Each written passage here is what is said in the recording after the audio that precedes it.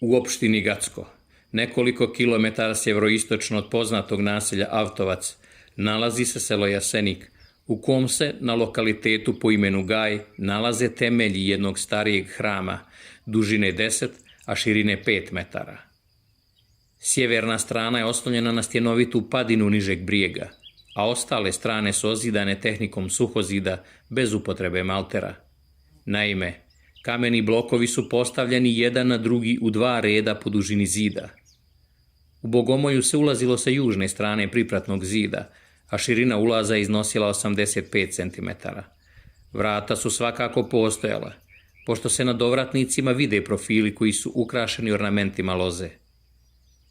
U samom hramu nalazi se i stara časna trpeza, kojoj su istočna i zapadna strana ukrašene sa 3 arkade i lozom pri vrhu, a na sjevernoj strani stuba se nalazi udubljenje na čijem su se dnu još prilikom istraživačkih radova 1960. godina vidjeli tragovi ulja, što svjedoči da su se na tom mjestu doskoro vršile određene bogoslužbene radnje.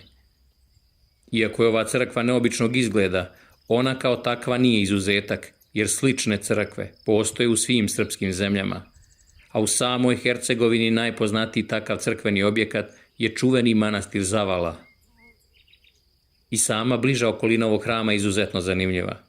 Svega 5 metara od ostataka crkve nalazi se kamena sudačka stolica koja je okrenuta prema hramu, ukrašena izrezbarenim linijama i velikim krstom.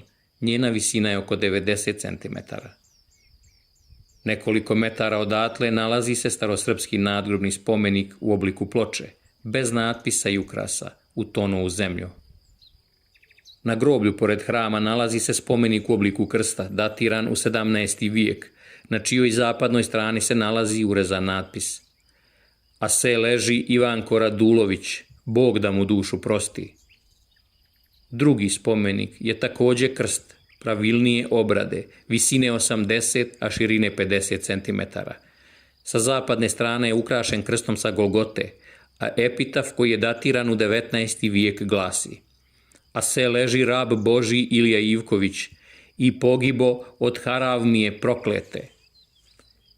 Iako su ovi natpisi iz nešto novijih vremena, odnosno ne pripadaju srpskom srednjem vijeku, ipak su od prvorazrednog značaja, jer, kako vidimo, upotrebljavaju potpuno istu formulaciju kojom započinju tekstovi u ogromnoj većini epitafa iz srednjeg vijeka, "a se leži", što jasno dokazuje kontinuitet našeg naroda na tim prostorima kroz vijekove. Pomenut ćemo i da na groblju preko puta ovog lokaliteta se između ostalih nalaze i 4 spomenika u obliku krsta, koja na sebi sadrže jako česte motive sunca i polumjeseca, koji danas često potiču maštu kod većeg broja ljudi i postavljaju pitanja o njihovom značenju. Ovo je tema koja zaslužuje poseban video, tako da ćemo joj posvetiti posebnu pažnju u budućnosti.